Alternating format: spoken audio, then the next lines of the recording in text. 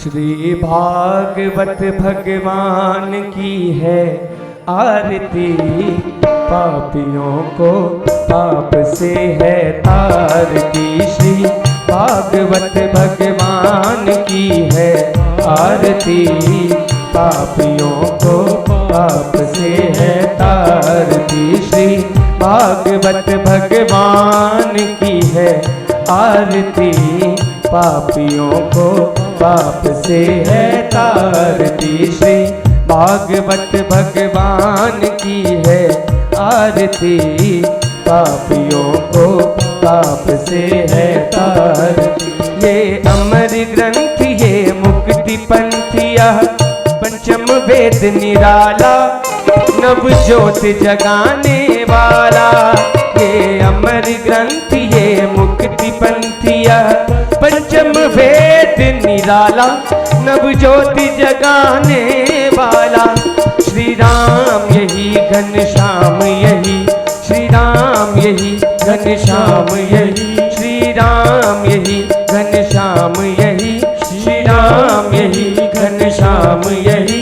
ये प्रभु महिमा की आरती, पापियों को पाप से है तारती। श्री भागवत भगवान की है आरती, पापियों को पाप से है तारती। श्री नारायण नारायण भज नारायण नारायण, श्री नारायण नारायण नारायण नारायण, भज नारायण नारायण भज नारायण नारायण नारायण नारायण, भज नारायण नारायण नारायण नारायण नारायण नारायण नारायण नारायण, भज नारायण नारायण नारायण नारायण, भज नारायण नारायण।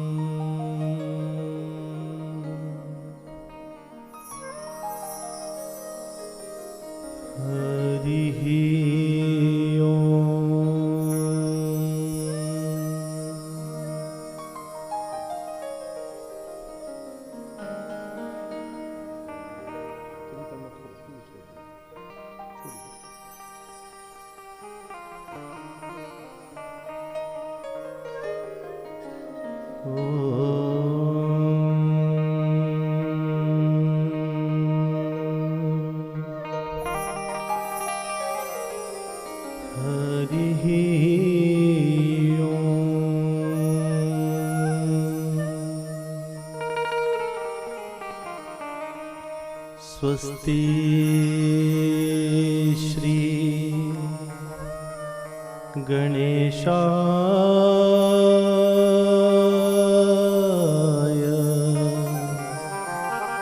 नमः।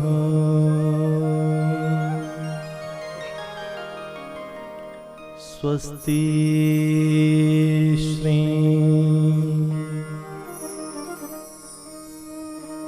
गुरु चरण कमलेभ्यो नमः।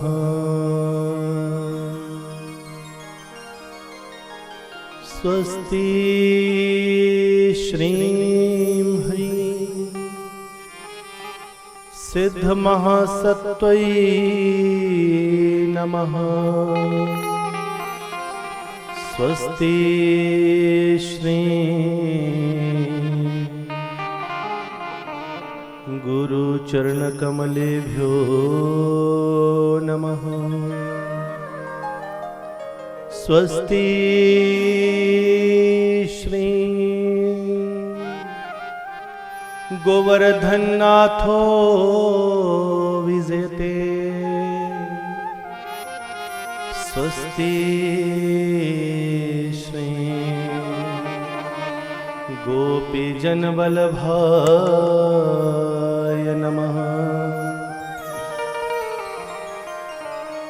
ॐ विघ्नेश्वराय वरदाय सुरप्रियाय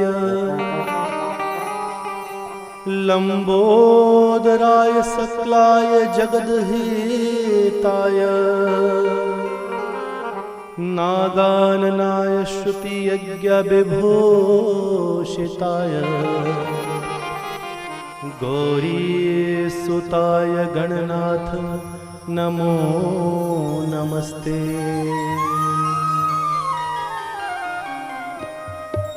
नमोऽस्तु गुरुवे तस्मै, नमोऽस्तु गुरुवे तस्मै इष्टदेव स्वरूपिणे यस्या वाग्मृतं हन्ति विषं संसार संज्ञकम्। ॐ सच्चिदानंद स्वरूपाय विश्वोत्पत्त्यादि हेतवे तापत्रय विनाशाय श्री कृष्णाय वयं नुमः। ॐ नारायणं नमस्कृत्यं नरं चैव नरोत्तमं देवीं सरस्वतीं व्यासं ततो जयमुदीरयेत्।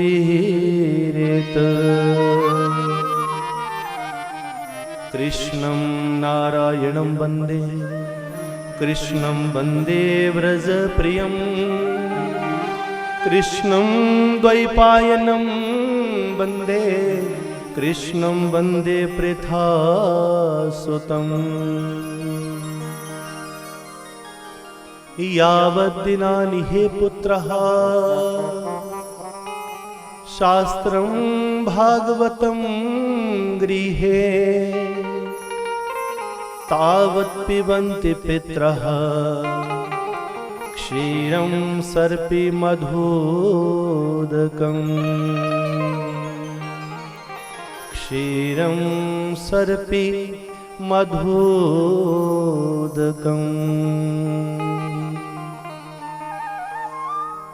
यत्र यत्र चतुर्वक्त्र, यत्र यत्र चतुर्वक्त्र श्रीमद्भागवतं परं गच्छामि तत्र तत्रहं गौरीयथा सुतवत्सला। सरस्वती महाभागे विद्ये कमललोचने,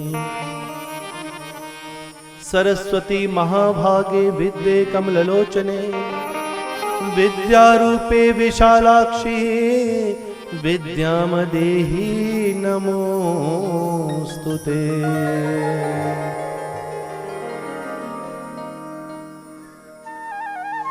सिद्धो सिद्धो सिद्धो। श्री राधे श्री राधे श्री राधे। परम परात्पर परम अखिलेश्वर ज्योति स्वरूप भगवान निराकार परमात्मा के महाअवतार भगवान श्री कृष्ण जी की पावन बांगमयी शब्दमयी मूर्ति, परम पावन परम पवित्र श्रीमद् भागवत महापुराण जी के पावन स्वागत समारोह में और उनके आगमन की इस पवित्र वेला में सम्मिलित एवं पहुंची हुई आप समस्त पुण्य आत्माओं को, समस्त कृष्ण प्रेमियों को मैं इस सुंदर व्यासपीठ से बारंबार प्रणाम करता हूं। भगवान बालमुकुंद, भगवान श्री कृष्ण जिनके पांव के अंगूठे से लेकर केश पर्यंत, उनकी चोटी पर्यंत सर्वांग देह का जो विग्रह है, उनके सारे के सारे शरीर का ही जो वर्णन है, उनकी लीलाओं का जो वर्णन है, उसे ही श्रीमद् भागवत महापुराण कहा गया है। ये पावन बेला, बहाना चाहे कुछ भी हो, भागवत जी में बड़ा सुंदर वर्णन किया है कि भाग्योदेन बहुजन्म स्मर्जितेन, भाग्योदयेन बहुजन्म स्मर्जितेन सत्संगमं च लभते पुरुषो यदा वै अज्ञानकृत मोहमद अंधकार नाशम श्रीमद्भागवतं परम। भाग्योदेन बहुजन्म स्मर्जितेन सत्संगमं च लभते पुरुषो यदा वै। कई जन्मों के उपरांत, कई जन्मों में जब हम थोड़ा थोड़ा पुण्य करते हैं और उस थोड़े थोड़े पुण्य के समर्जन से जब थोड़ा सा अधिक पुण्य हमारी झोली में एकत्रित होता है, तो उस पुण्य से, उस समर्जित हुए पुण्य से ही भगवान श्री कृष्ण, भगवान निराकार परमात्मा प्रसन्न होते हैं और वो हमें भागवत की शरण देते हैं। भक्तजनों, हे मातृशक्ति, समस्त आचार्य वृंद, समस्त संगीतज्ञ बंधुओं, मेरी सभी आदर के योग्य माता बहनों, सम्मान के योग्य भाई बुजुर्गों एवं प्यारे बच्चों, भगवान की अनंत लीलाओं का वर्णन, भगवान के कृष्ण रूप में उनकी सारी लीलाओं को शब्दों के द्वारा वर्णन किया और वेद व्यास जी ने अपनी प्रेम की वाणी से इसे अलंकृत किया और उसे ही श्रीमद् भागवत महापुराण कहा गया है। और आज ये पवित्र बेला परम श्रद्धेय, परम कृष्ण प्रेमी, प्रभु प्रेमी, गुरु प्रेमी, पूजनीय माता श्रीमती विमला देवी जी एवं श्रीमान श्री दयाराम जी, जिनकी पावन पुण्य कमाई और उनके जीवन के कई पुण्य प्रतापों के द्वारा मानो आज भगवान ने ये कृपा की है और वो हर वो विभूति, इस परिवार की वो पुण्य आत्माएं जो शरीर को त्याग कर इस संसार से दूसरे संसार में जा चुकी हैं, उन समस्त पुण्य आत्माओं के कल्याण के लिए, उन सभी की पुण्य स्मृति में और उनके उस परम धाम, प्रभु धाम, सचखंड की प्राप्ति के लिए जिस ज्ञान महायज्ञ का आज आरंभ हो रहा है, इस ज्ञान महायज्ञ में बड़े प्रेम के साथ प्रवेश करना है। अभी इस कथा का जो पहला प्रसंग है, इससे पहले कि मैं इस कथा में प्रवेश करूं, इस कथा का पहला ही प्रसंग मैं पूजनीय माता श्री और आदरणीय दयाराम जी के लिए समर्पित कर रहा हूं। इनके उस पवित्र भाव को प्रभु के चरणों में पहुंचाने की कोशिश कर रहा हूं। ये बेला उस समय की है जब भगवान श्री कृष्ण द्वापर में अपने गुरुदेव संदीपनी महाराज के पास गुरुकुल में विद्या प्राप्त करने के लिए गए। ध्यान से सुनिएगा, कथा का जो सार है, कथा का जो आरंभ है, उसमें अगर हृदय के साथ प्रवेश हो गया तो 7 दिनों तक इतना आनंद होगा कि आप सोच नहीं सकते। और अगर किसी भी कथा का, जिस प्रकार हम टेलीविजन में एक मूवी देखते हैं, एक पिक्चर देखते हैं, एक एपिसोड देखते हैं, अगर उसमें आरंभ की 2-3 मिनट हमसे छूट गए तो आगे फिर हम चाहे 1 घंटा खंगालते रहें, आखिर ये हो क्या रहा है फिर भी पता नहीं चलता। उसी प्रकार आज, इससे पहले कि हम इस रूहानी सत्संग में प्रवेश करें, इससे पहले कि हम इस परम रहस्यमय कथा में प्रवेश करें, आज मैं आप सभी को एक ऐसा अनुभव बताने जा रहा हूं जिसे स्वयं भगवान श्री कृष्ण ने अपने हाथों से गतिमान किया है, जिसमें प्रभु श्री कृष्ण बाल्यावस्था में मात्र 11-12 वर्ष की आयु में 11 वर्ष की आयु में राजा कंस को समाप्त किया। तदुपरांत माता पिता की आज्ञा से उज्जैनी नामक तीर्थ पर संदीपनी गुरु महाराज से विद्या प्राप्त करने के लिए गए, गुरुकुल में गए।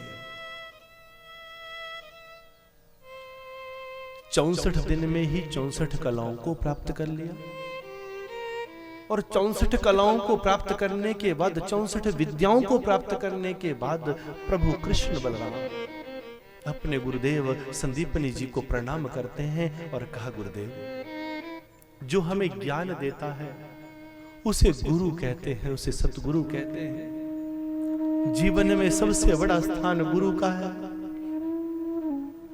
सतगुरु की महिमा कोई बयान नहीं कर सकता। हे मेरे सतगुरु, हे मेरे गुरुदेव, मैं आपके चरणों में बारंबार प्रणाम करता हूं, जो आपने 64 दिन में ही हमें 64 विद्याओं का ज्ञान दे दिया। गुरुदेव बोले, देखो कृष्ण, देखो बलराम, ये मेरा इसमें कुछ नहीं है। आपका ही ये तप था, आपकी ही लगन थी, आपकी ही मेहनत थी, जो आपने मात्र 64 दिन में ही सब कुछ सीख लिया। परंतु प्रभु कृष्ण देखिए, स्वयं परमात्मा आए हैं कृष्ण रूप, अपना महावतार धारण करके, और वो परमात्मा स्वयं आज अपने गुरुदेव के चरणों को धो धोकर उनके चरणों का चरणामृत पान कर रहे हैं। इस कथा के प्रथम पड़ाव में ही गुरु की महिमा का वर्णन किया गया है कि गुरु से बड़ी इस संसार में कोई शक्ति नहीं।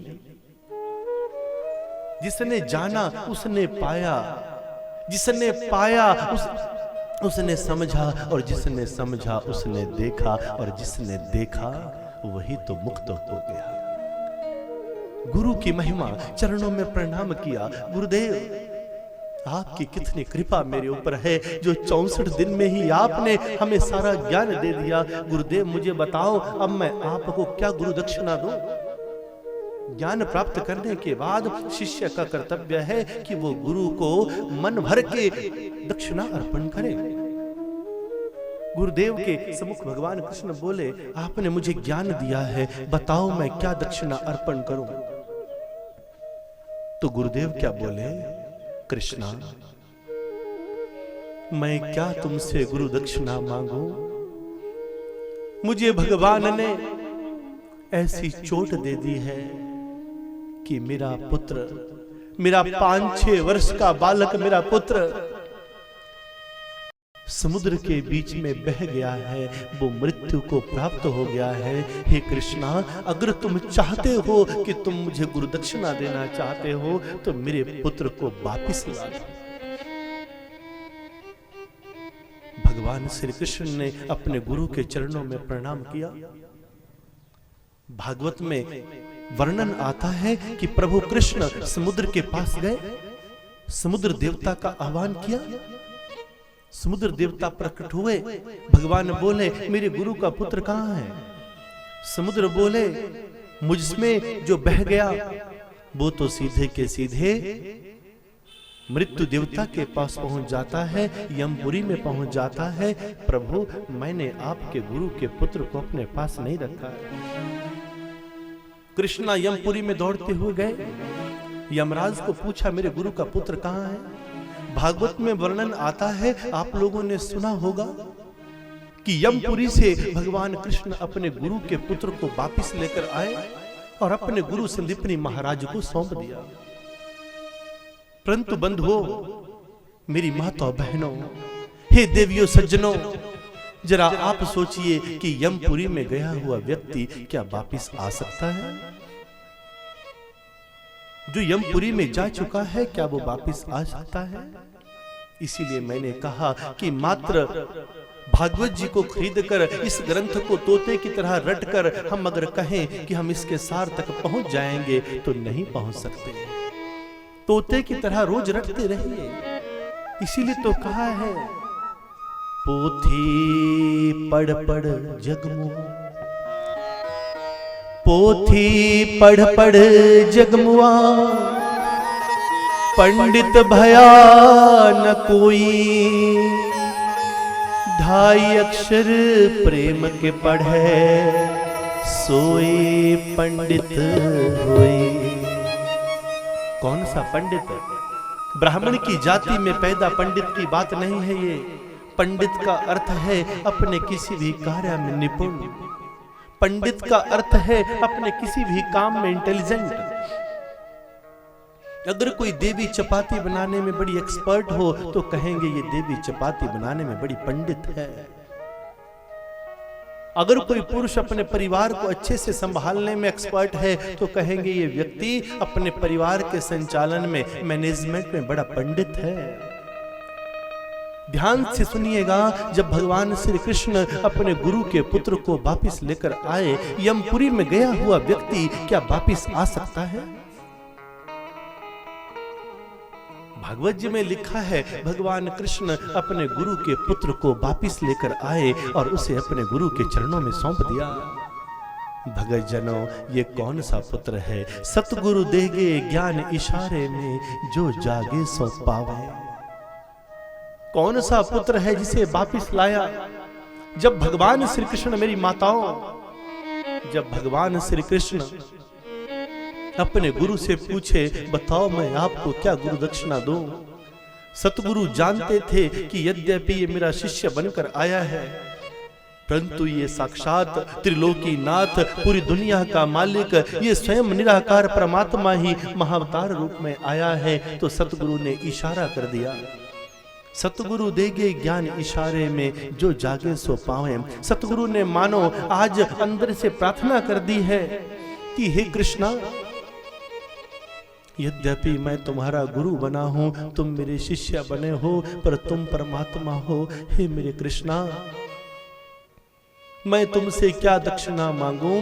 मेरा पुत्र बह गया है। एक शरीर का पुत्र है माता, एक जीवात्मा का पुत्र है। शरीर और शरीर के मिलन से, एक स्त्री और पुरुष के मिलन से एक पुत्र जो पैदा होता है उसे शारीरिक पुत्र कहते हैं। और सत्संग के बीच में, परमात्मा की भक्ति में, परमात्मा का नाम जपते हुए, आत्मा और परमात्मा के मिलन से जिस पुत्र की उत्पत्ति होती है उसे आध्यात्मिक पुत्र कहते हैं। शारीरिक पुत्र वो है जो स्त्री और पुरुष के मिलन से पैदा हुआ। शारीरिक पुत्र वो था जो गुरुदेव का पुत्र बह गया था समुद्र में। गुरुदेव ने इशारा किया, हे कृष्णा, शारीरिक पुत्र जब से गया तो मेरा आध्यात्मिक पुत्र भी चला गया। शारीरिक पुत्र चला गया। शारीरिक पुत्र अगर संसार छोड़कर चला गया तो मैं केवल इसी जीवन में दुखी रहूंगा, परंतु अगर मेरा आध्यात्मिक पुत्र मुझे वापिस ना मिला तो मेरे कई जन्म भी बर्बाद हो जाएंगे। आत्मा और परमात्मा के मिलन की ये गाथा है। आत्मा और परमात्मा के मिलन में जब जीवात्मा सत्संग में बैठती है तो आत्मा और बुद्धि के मिलन से एक पुत्र पैदा होता है। उसे कहते हैं विवेक। क्या कहते हैं उसको? विवेक कहते हैं। उसको धैर्य कहते हैं। उसे संयम कहते हैं। जब किसी घर में किसी की मृत्यु हो जाती है तो गांव के लोग कहते हैं, चिंता मत करो, हिम्मत रखो, एक मैं हूं ना, हम है ना, हम आपकी मदद करेंगे। ये जो हिम्मत रखने की बात है, ये जो धैर्य है, इसी का नाम विवेक है।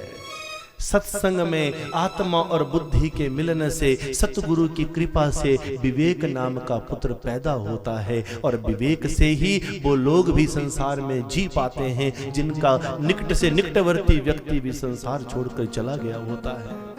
परमात्मा का नाम ही वो धैर्य है, परमात्मा का नाम ही वो विवेक है। इसलिए आज सतगुरु ने कहा, मेरा शरीर का पुत्र जो चला गया उसके लिए दुखी होकर मेरा केवल यही जन्म बर्बाद होगा, पर अगर उसकी यादों में मैं रोज रोता रहा, रोज मैं बिलखता रहा, अपने विवेक को मैंने वापिस नहीं लाया, अपनी हिम्मत को मैंने, अपने संयम को वापिस नहीं लाया, तो मेरा ये जन्म नहीं, मेरे कई जन्म बर्बाद हो जाएंगे और मैं चाहकर भी मुक्त नहीं हो पाऊंगा। अंतमता सोगता अंत समय में, जीवन की बेला में अगर हम किसी के लिए रोते रहेंगे, बिलखते रहेंगे, तो उसी इच्छा से हम अगले जन्म में फिर पैदा होकर आ जाएंगे। किसी भी सतगुरु से कृपा पाई हो, पर अगर हमने अपने विवेक को धारण करके संसार के मोह का त्याग नहीं किया, परमात्मा के मोह को प्राप्त नहीं किया, तो कभी भी हमारी मुक्ति नहीं हो सकती। सतगुरु देगे ज्ञान इशारे में, जो जागे सो पावे। भगवान कृष्ण ने कौन सा पुत्र अपने गुरु को लौटाया? शारीरिक पुत्र नहीं, आध्यात्मिक पुत्र लौटाया। कहा गुरुदेव लो अपने विवेक को धारण करो। जो तुम्हारा विवेक पुत्र के संसार छोड़कर जाने पर तुम्हारा दिल जो कमजोर हो गया है, तुम्हारा विवेक जो बह गया है, तुम्हारा धैर्य जो बह गया है, उसे धारण करो और नित्य परमात्मा का चिंतन करो। अगर तुम अपने पुत्र के वियोग में रोते रहोगे, तो पुत्र के वियोग में रोते रोते अगले जन्म में भी इसी संसार में भटकने के लिए आ जाओगे। पर अगर थोड़ी देर के लिए अपने पुत्र, अपना भाई, अपना पिता, अपना पति, किसी न किसी रिश्ते से जब व्यक्ति संसार से जाता है, तो हर पल ये हृदय रोता है, छलनी होता है। मैं जानता हूं कि जब किसी के जीवन में ऐसी घटना घटती है, तो कोई वो धैर्य रख नहीं पाता है, परंतु ये सत्संग ही वो गंगा है, गुरु की कृपा ही वो गंगा है जो हमें धैर्य रखने में मदद करती है, अपने मन को थामने में मदद करती है। इसलिए आज भगवान कृष्ण ने अपने सतगुरु को विवेक रूपी पुत्र वापिस लौटाया। गुरुदेव ने विवेक धारण किया और गुरुदेव प्रभु की शरण में लग गए। और आज के बाद संदीपनी महाराज ने कभी भी अपने दुख को देखकर अपने हृदय को दुखी संताप से पीड़ित नहीं किया। कहते हैं लबों पर जिसके कभी, लबों पर जिसके कभी बद्दुआ नहीं होती, एक माँ ही है जो कभी किसी से खफा नहीं होती। सारा संसार भूल जाता है, पर माँ का हृदय कभी भूलता नहीं है। इसलिए मैं इस संसार के बीच में समस्त माताओं को बारंबार प्रणाम करता हूं। और आज मैं अपने मन संकल्प के द्वारा संकल्पित होकर कहता हूं, मैं अपनी पूजनीय माता श्रीमती बिमला देवी जी को सर्वाधिक प्रणाम करते हुए मैं वचन देता हूं, माता इन 7 दिनों की इस ज्ञान महायज्ञ से आपके जीवन के सारे संताप मिटेंगे। और जो आपके हृदय का दुख है वो संसार का दुख नहीं, वो एक आध्यात्मिक दुख बनकर उस परम सुख को प्राप्त करेगा और सारी वो पुण्य आत्माएं परमात्मा के सचखंड को प्राप्त हो जाएगी, प्राप्त हो जाएगी। ध्यान मूलम गुरुर मूर्ति, पूजा मूलम गुरुर पदम, मंत्र मूलम गुरुर वाक्यम, मोक्ष मूलम गुरुर कृपा। ध्यान के लिए कोई वस्तु है तो गुरु का रूप है। पूजा के लिए कोई वस्तु अगर संसार में है तो गुरु के वो चरण हैं। संसार में सबसे बड़ा मंत्र अगर कोई है तो वो गुरु का वाक्य है। और मोक्ष के लिए अगर कोई साधन है तो गुरु की कृपा है बंधु। इसलिए अपने अपने सतगुरु का ध्यान करते हुए आइए इस कथा में प्रवेश कर रहे हैं। उन समस्त विभूतियों को नमन कर रहे हैं जिनके कल्याण के लिए ये 7 दिवसीय ज्ञान महायज्ञ आरंभ हुआ है। और इस ज्ञान महायज्ञ में प्रवेश करते ही मानो तो गंगा मां है, ना मानो तो बहता पानी है। बस एक ही बात कहूंगा, रोज हम कहते हैं, दुनिया में हजारों विद्वान रोज गाते हैं, ध्यान मूलम गुरुर मूर्ति, पूजा मूलम गुरुर पदम, मंत्र मूलम गुरुर वाक्यम, मोक्ष मूलम गुरुर कृपा। सब गाते हैं, सब बोलते हैं, परंतु समझता कोई भी नहीं, समझता कोई नहीं।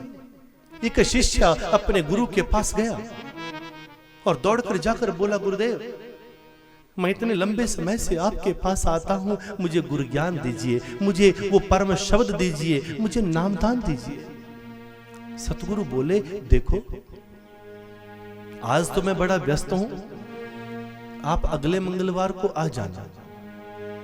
अगले मंगलवार को वो शिष्य फिर चला, तैयार होकर चला। आज मेरे सतगुरु ने कहा है कि आज मुझे दीक्षा मिलेगी, मुझे शब्द मिलेगा, मुझे नामदान मिलेगा। जैसे ही शिष्य गुरु के द्वार पर पहुंचा, उस समय सतगुरु के आश्रम में, सतगुरु के धाम में बहुत बड़ा कोई भंडारा चल रहा था, कोई आयोजन चल रहा था। और बाहर से बहुत दूर से कुछ भक्त आ रहे थे जिन्होंने समय लेके रखा था। तो सतगुरु कहते हैं कि जो दूर से आए हुए लोग हैं उनको पहले मौका दे दो, नजदीक वाले पीछे बैठ जाओ। तो वो भक्त जो दीक्षा पाने के लिए चला था, वो दौड़कर आगे गया कि मुझे तो गुरुजी ने कहा है आज मुझे नामदान मिलेगा, आज मुझे शब्द मिलेगा। दौड़ता हुआ आगे गया, जैसे ही सतगुरु के आसन के पास पहुंचने लगा तो सतगुरु ने कहा, परे परे परे। क्या कहा सतगुरु ने? परे परे परे। शिष्य ने कहा, जय गुरुदेव। शिष्य क्या बोला? जय गुरुदेव, आज मेरी किस्मत जाग गई। जय गुरुदेव मन से कहा, सतगुरु के चरणों में प्रणाम किया, सतगुरु के आसन को प्रणाम किया और नाचता हुआ घर को चला गया। आज मुझे शब्द मिल गया, आज मुझे नामदान मिल गया। और घर जाकर क्या जपने लगा? परे परे परे परे परे परे। वो समझ गया कि मेरे सतगुरु मुझे इशारा कर रहे हैं कि इस संसार से परे हो जा, इस संसार में तेरा कुछ नहीं है। मित्र तेरा कोई नहीं संगियन में, मित्र तेरा कोई नहीं संगियन में, तो क्यों पड़ा झूठी इस ठगियन में? तू काहे को इसमें पड़ा है? परे परे परे परे। जबकि सतगुरु ने क्या कहा था?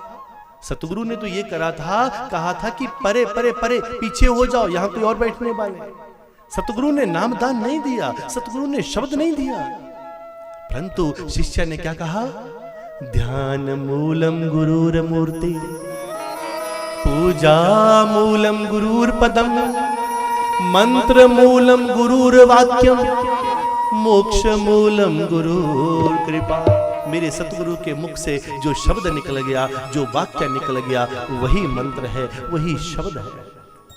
गुरु के चरणों का अनुराग किया, गुरु का ध्यान किया, रोज जपने लगा, परे परे परे परे परे।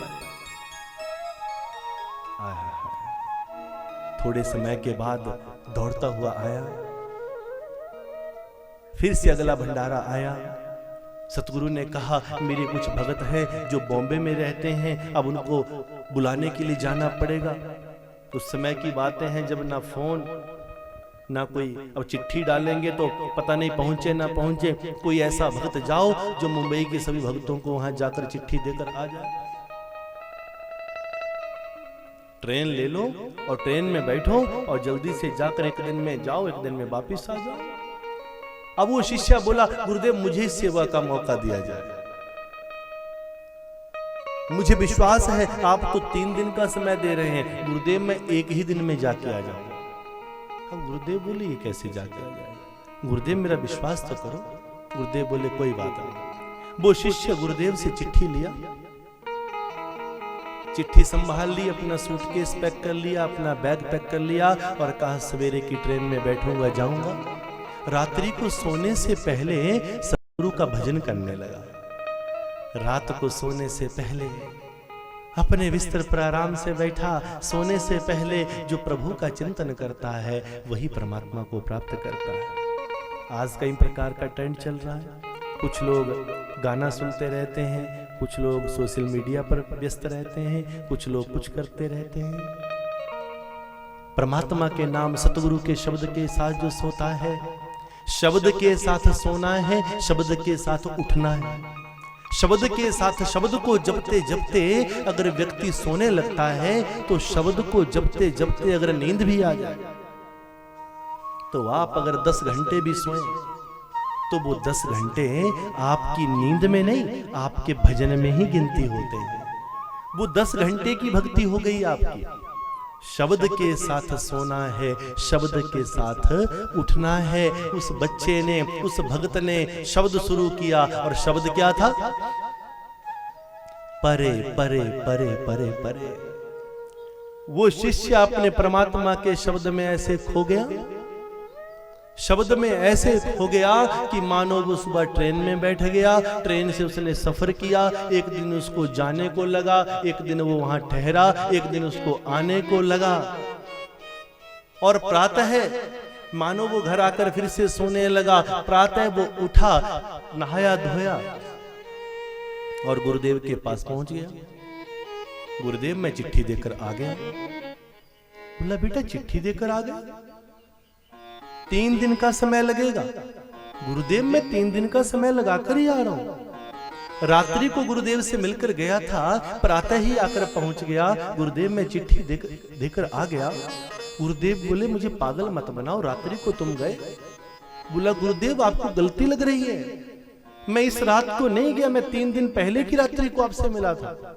उसके बाद मैं घर में गया, मैंने आपका भजन किया, रात्रि को सोया, प्रातः में ट्रेन में बैठा, पूरा एक दिन जाने को लगा, एक दिन वहां रुका, एक दिन आने को लगा, फिर मैंने रात्रि को अपने घर में विश्राम किया, अब आपके पास पहुंचा। भगत जनों, परे परे परे परे परे सतगुरु ने देखा। देखो मैं तभी मानूंगा अगर वो मुंबई के भगत आ जाएं। 2-4 दिन के बाद जब भंडारा था तो मुंबई के सारे भगत धाम में पहुंच गए। सतगुरु बोले तुम्हारे को निमंत्रण पहुंच गया था क्या? बोला हाँ गुरुदेव, आपने एक भगत को भेजा था ना। बोला भगत दिखने में कैसा है, पहचानते? बोला हाँ पहचानते। देखा चारों तरफ, भीड़ के बीच में पहचान लिया उस दास को। भक्त बोले गुरुदेव यही वो भगत था जिसको आपने भेजा था, ये चिट्ठी लेकर आया था। एक दिन वहां रुका। अब आप सोचिए, जरा इस महिमा को समझिए। भगत जनों, ये केवल और केवल कोई काल्पनिक घटना नहीं है, ये वास्तविकता है। ये एक संत के धाम की वास्तविकता है, इसे वास्तविकता कहते हैं। इस भागवत की महिमा में जानबूझकर मैं यहाँ के कुछ पात्रों के नामों को गुप्त रखूंगा, परंतु ये सत्य है कि इस व्यासपीठ पर बैठकर वही कहा जाता है जो वास्तविकता हो। यहाँ पर व्यासपीठ से कही गई कोई भी बात काल्पनिक नहीं होती है। शब्द क्या जपा? परे परे परे। गुरुदेव बोले बेटा तुम पीछे कह रहे थे 1 महीना पहले कि मुझे दीक्षा दे दो, तो इस भंडारे पर दीक्षा ले लो। शिष्य बोला गुरुदेव दीक्षा तो आप मुझे दे चुके हैं, उसी शब्द का तो मैं हर पल जाप करता हूं। गुरुदेव बोले मैंने तुम्हें कब कब दीक्षा दी, मैंने तो तुम्हें नाम दान दिया ही नहीं। अरे गुरुदेव आप मजाक कर रहे हैं, याद करो जिस दिन पहले इतना बड़ा आयोजन था, कितने भक्त लोग आ रहे थे, कितनी भीड़ पड़ी थी। आपने मुझे बुलाया था, जब मैं आपके पास आया तो आपने एकदम से मुझे कहा परे परे परे, और बस गुरुदेव आपने मुझे शब्द देकर निहाल कर दिया था। उसी शब्द को जप कर, उसी शब्द को रट कर मैंने आपकी कृपा से परमात्मा को भी देख लिया, परमात्मा को भी पा लिया। आज सतगुरु को पता चला, उस संत को पता चला कि देखो इस भगत की भक्ति कितनी श्रेष्ठ है, जिसको मैंने नामदान दिया भी नहीं परंतु उसने फिर भी परमात्मा को पा लिया। और कुछ भगत ऐसे हैं जिनको दीक्षा लेकर, किसी ना किसी गुरु से दीक्षा लेकर 50-50 साल बीत जाते हैं, परंतु फिर भी वो कभी ना तो सतगुरु का दीदार कर पाते हैं, ना परमात्मा का कर पाते हैं। क्या है जो हमें रोकता है? क्या है जो हमें पीछे करता है? बस आज की इस कथा में, आज के इस रसामृत का पान करते हुए सबसे पहले गुरु वंदना, सतगुरु के चरणों का ध्यान। हे गुरुदेव, संकल्प लेते हैं। भागवत जी कहते हैं अपने गुरु का मान बनाने के लिए जो दूसरे के गुरु का अपमान करता है वो भी कभी भगवान को प्राप्त नहीं करता है। ना कोई गुरु छोटा, ना कोई गुरु बड़ा। अगर किसी गुरु के पास बहुत बड़ी माया है तो वो बहुत बड़ा गुरु है, ऐसा भी नहीं हो सकता। अगर किसी के पास बिल्कुल जीरो झोंपड़ी में कोई रहता है फिर वो बहुत बड़ा गुरु हो जाएगा, ऐसा भी नहीं हो सकता। सतगुरु की महिमा ना उसकी माया से है, ना उसकी उम्र से है, ना उसके लिबास से है, ना उसकी मालाओं से है, ना उसके दृश्य से है, ना उसके लिबास से है। संत की रसाई क्या है, संत की पहचान क्या है, सतगुरु की पहचान क्या है कि उसकी पहुंच कितनी है, वो कितना उस शब्द में रसा हुआ है, कितनी उसकी पहुंच है। यही सतगुरु की सुंदरता है। आज भक्तजनों, दुनिया है कि जीने नहीं देती, इधर चले तो जीने नहीं देती, उधर चले तो जीने नहीं देती। दुनिया कहती है ये मत करो, दुनिया कहती है वो मत करो।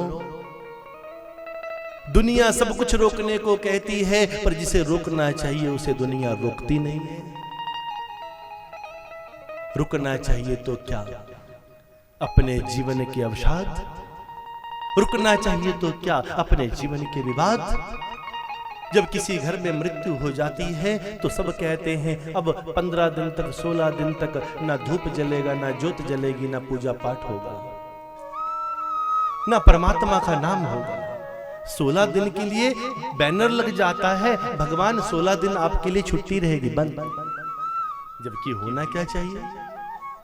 ना बीड़ी बंद होती है, ना सिगरेट बंद होती है, ना शराब बंद होती है, ना हमारे कई प्रकार के मन के विकार बंद होते हैं।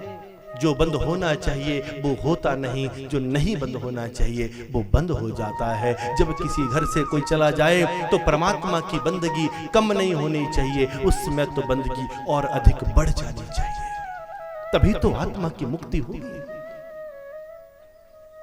तो इन 7 दिनों का जो ये धार्मिक इतना बड़ा ज्ञान महायज्ञ जो आरंभ हो रहा है, इसमें ना गाने की शंका करनी, ना नाचने की शंका करनी, ना इसमें झूमने की शंका करनी, ना दुनिया की परवाह करनी, क्योंकि ये डीजे के ऊपर शराबियों के बीच में नाचने वाली कोई पार्टी नहीं चल रही है। ये परमात्मा के नाम की एक बंदगी है। और बुल्ले शाह कहते हैं, बुल्ले नच के मनाया तो मना के देख ले। बुल्ले शाह के जीवन में इतना दुख आया, परंतु बुल्ले शाह ने और तो और महिलाओं के वस्त्र पहनकर जिसने नाच नाच कर अपने सतगुरु को रिझाया, परमात्मा को रिझाया। बुल्ले शाह एक बहुत बड़े सेठ थे। जिस प्रकार आपके यहां पर कॉलोनी में बहुत से लोग सेठ हैं, बड़े बड़े लाला हैं, बुल्ले शाह एक बहुत बड़े सेठ थे। एक सतगुरु के चरणों में जाते थे। शाह का मतलब किसे कहते थे पुराने जमाने में? हमारे बुजुर्ग ठाकुर साहब वगैरह जो बुजुर्ग यहाँ बैठे हैं ये जानते होंगे।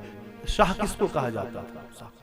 जो बहुत बड़ा अमीर आदमी था। बुल्ले शाह एक बहुत बड़े सेठ थे, एक रईस थे, लंबे चौड़े कदकाठी, देखने में इतनी अच्छी पर्सनैलिटी कि दुनिया देखती रह जाती थी। बहुत स्मार्ट, हैंडसम। एक सतगुरु के पास जाते थे। आज सतगुरु के धाम में एक बहुत बड़ा सत्संग होने जा रहा था, एक भंडारा होने जा रहा था। उस भंडारे में एक मीटिंग होने लगी। आओ भंडारे की तैयारी के लिए मीटिंग करते हैं, क्या क्या करेंगे, कौन कौन क्या क्या सेवा करेंगे। सब भक्तों को सेवाएं बंटी। किसी ने बोला मैं ये करूंगा, किसी ने बोला मैं पत्तल उठाऊंगा, किसी ने बोला मैं झाड़ू लगाऊंगा, किसी ने बोला मैं ये कोई और सेवा करूंगा, जूते की सेवा करूंगा, किसी ने कहा मैं ये करूंगा वो करूंगा। अब बुल्ले शाह बैठे हुए गुरुदेव के चरण। जिस व्यक्ति के अंदर अहम होता है, जिस व्यक्ति के अंदर धन का अहंकार, चाहे धन का हो, चाहे ज्ञान का हो, चाहे रूप का हो, चाहे सुंदरता का हो, चाहे विद्या का हो, अहंकार किसी भी वस्तु का अच्छा नहीं। बुल्ले शाह ने अहंकार से पीड़ित होकर कहा, गुरुदेव हमारे लिए भी कोई, हमारे लेवल की भी कोई सेवा दे दो। सतगुरु ने मंद मंद मुस्कुराते हुए कहा, बेटा अपनी मर्जी से सेवा कर लो, मुझसे क्यों पूछ रहे हो? नहीं नहीं गुरुदेव, हमारे लेवल के हिसाब से कोई सेवा दे दो। सतगुरु ने बड़े प्रेम से कहा, बुल्ले शाह, अगर तुम सोच ही रहे हो कि मैं तुम्हें सेवा बताऊं, वैसे तो सब भक्तों ने स्वयं चयन किया है, अगर तुम चाहते ही हो कि मैं बताऊं तो सुनो बुल्ले शाह, मेरे पास अब एक ही सेवा बाकी रह गई है। जाओ जाकर बाथरूम साफ कर दो, गुसलखाना साफ कर दो। अब बुल्ले शाह को इतनी संगत के बीच में जब कहा जाओ वॉशरूम साफ कर दो, गुसलखाना साफ कर दो, बुल्ले शाह के यहां पर चोट लगी। हाँ?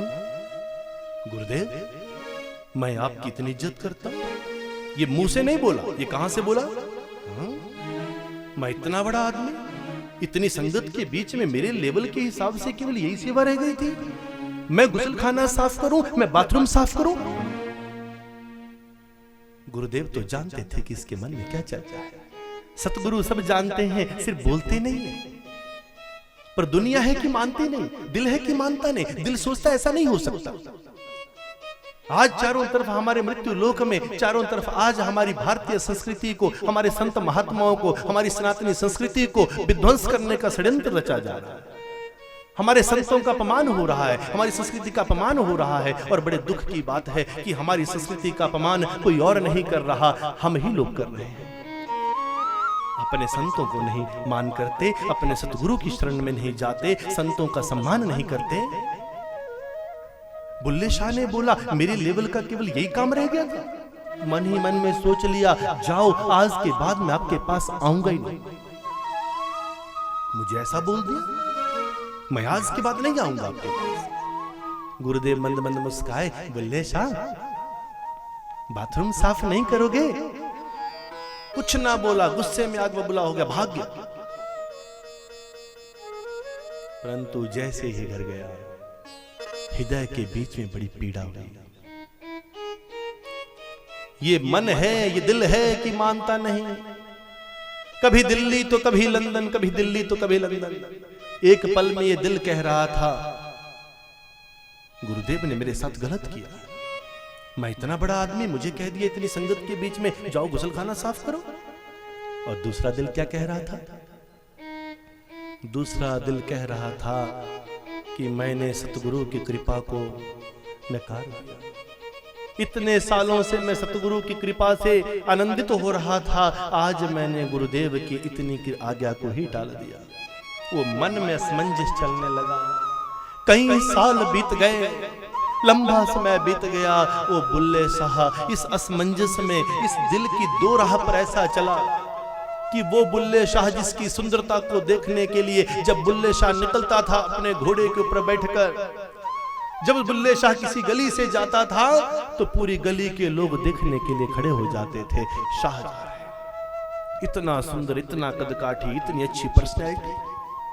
जिस कपड़े को एक बार पहन लेता था उसको दूसरी बार स्पर्श नहीं करता था। जिस जूते को एक बार पहन लेता था उसे दूसरी बार स्पर्श नहीं करता था। भगत जनों, माताओं, आज ऐसी लीला हो गई। लंबा समय बीत गया। बुल्ले शाह को अरे वस्त्र तो कहां बदलना, बुल्ले शाह को दाढ़ी काटने का भी याद न रहा। बुल्ले शाह को यह भी स्मरण नहीं रहा कि मैंने अपनी दाढ़ी काटनी है, मैंने अपने बाल काटने हैं। धीरे धीरे बुल्ले शाह के बड़े बड़े बाल हो गए, बड़ी बड़ी दाढ़ी हो गई। एक कपड़ा जो पहना था उसमें ही कई समय तक बैठा, मैले कुचैले कपड़े में। आज वो वस्त्र नहीं, वो फटी हुई गुदड़ें दिख रही थी। इतना दुखी हो गया, पगला हो गया, दिमाग से पैदल हो गया। आज रो रहा था, तड़फ रहा था, पता नहीं था मैं जाऊं तो कहां जाऊं। लोग कहने लगे बुल्ले शाह पागल हो गया, पागल हो गया। पगला फिरा दीवाना, दीवाना पगला होकर घूम रहा था, गली गली जा रहा था, कोई पता नहीं था कहां जाऊं। आज अचानक से क्या देखा, एक चौराहे पर पहुंचा। उस चौराहे पर सुंदर सुंदर पौड़ियां थी और उन पौड़ियों से कुछ लोग ऊपर चढ़ रहे थे। बड़े सेठ सेठ लोग जा रहे थे। तो एक पल में बुल्ले शाह को याद आती थी कि मैं बहुत बड़ा सेठ हूं। ये याद नहीं था कि मैं अपनी सुध बुध खो चुका हूं, पर ये याद आता था मैं शाह, अरे मेरे लेवल के लोग जा रहे हैं। वो जो गुरु को शब्द कहा था ना, मेरा लेवल, वो लेवल धोखा दे गया। उस लेवल को देखकर देखा मेरे लेवल के लोग जा रहे हैं।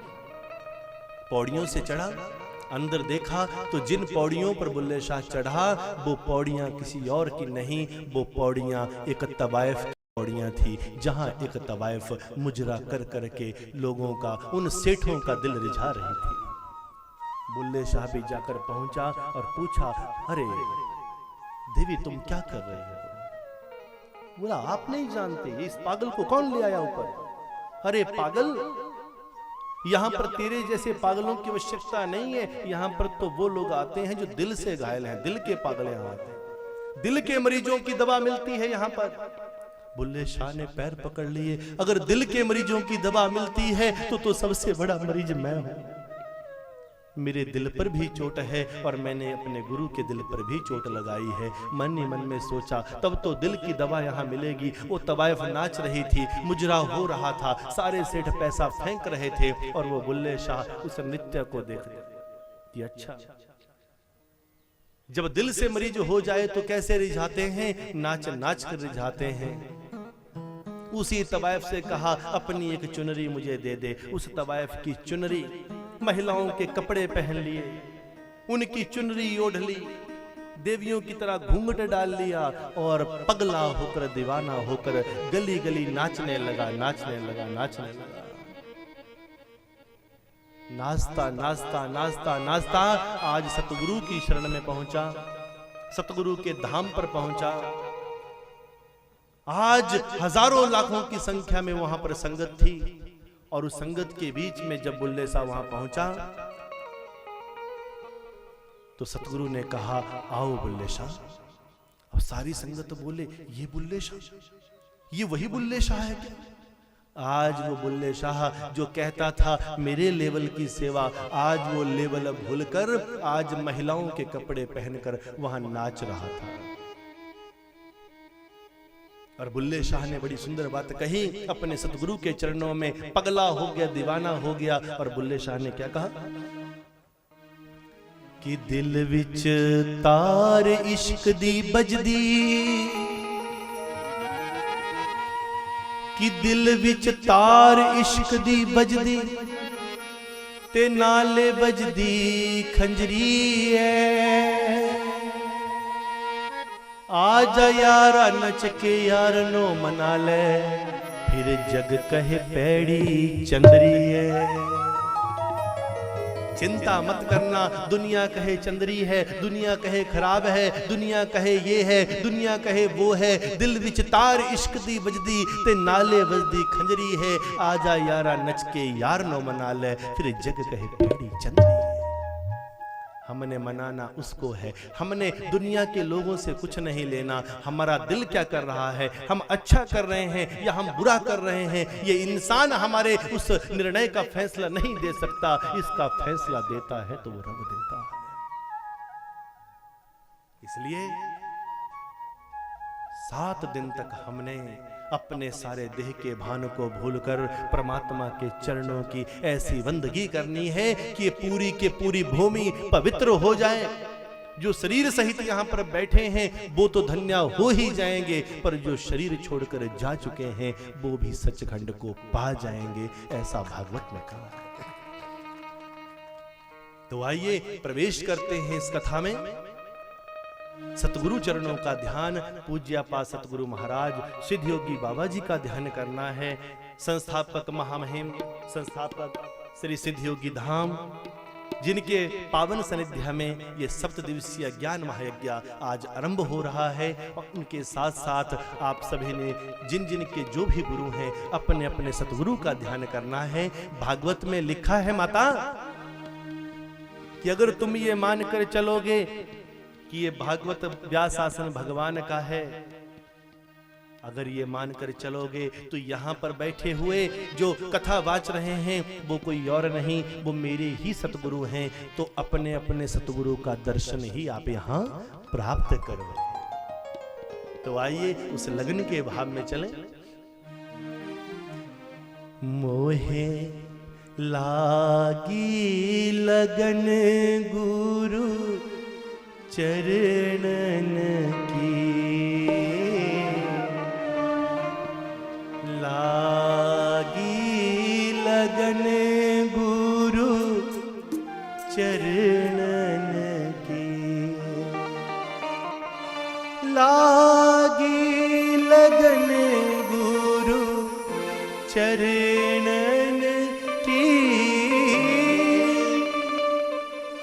लागी लगन गुरु चरणन की, लागी लगन गुरु चरणन की, लागी लगन गुरु चरणन की, मोहे लागी लगन गुरु चरणन की, लागी लगन गुरु चरणन की, मोहे लागी लगन गुरु चरणन की, लागी लगन गुरु चरणन की, लागी लगन गुरु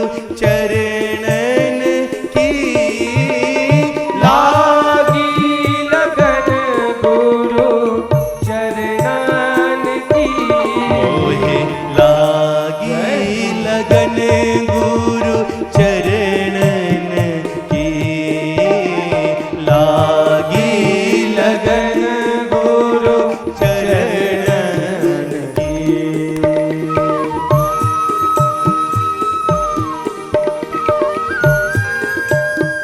जय गुरुदेव।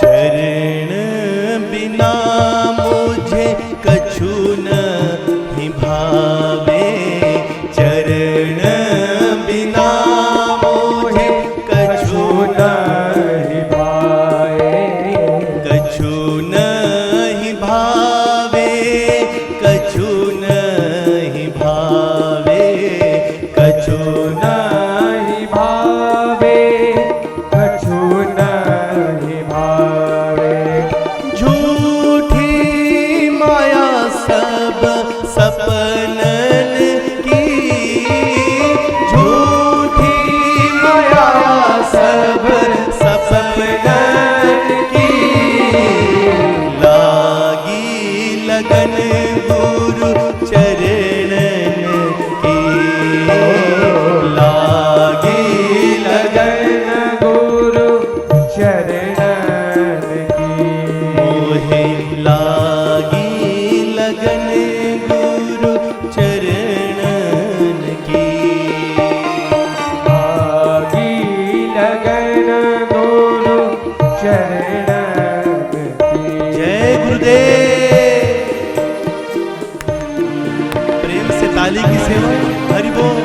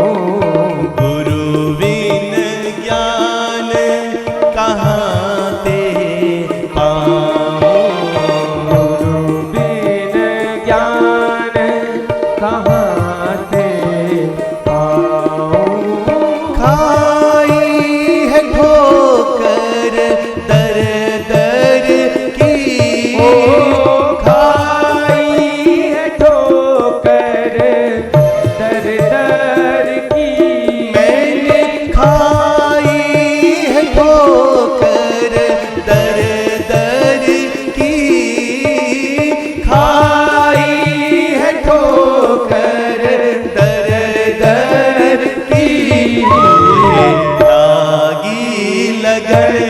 गुरु चरणन की लागी लगन गुरु चरणन की।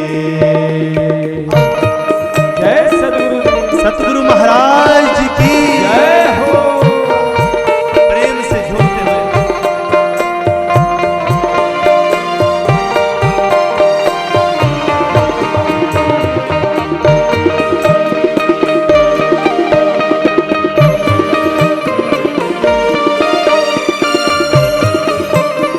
श्री राधे।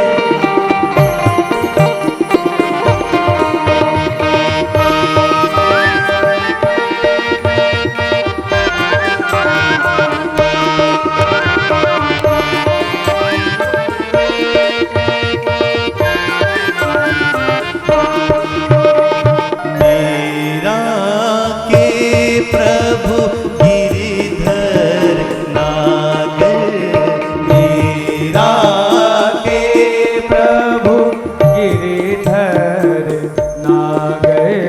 मेरा के प्रभु गिरिधर नागर। मेरा के प्रभु गिरिधर नागर। उलट भई मोरे नयनन की, उलट भई मोरे नयनन की। लागी लगन गुरु चरणन की, लागी लगन गुरु चरणन की। मोहे लागी लगन गुरु चरणन की, लागी लगन गुरु चरणन की। श्री राधे। जय गुरुदेव। जय हो।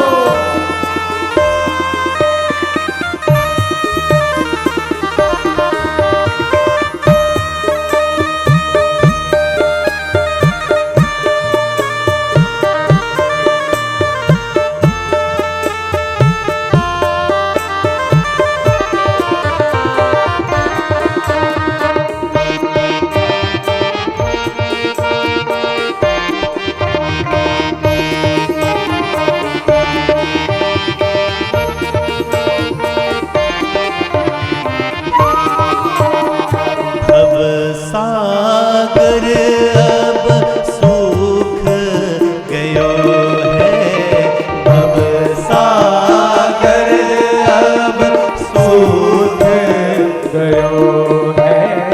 भव सागर अब सूख गयो है, भव सागर अब सूख गयो है। फिक्र नहीं मुझे तरनन की, फिक्र नहीं मुझे तरनान की। फिक्र नहीं मुझे तरनन की। फिक्र नहीं मुझे तरनान की। मोहे लागी लगन गुरु चरणन की, लागी लगन गुरु चरणन की। मोहे लागी लगन गुरु चरणन की, लागी लगन गुरु चरणन की। मोहे लागी लगन गुरु चरणन की। लागी लगन गुरु चरणन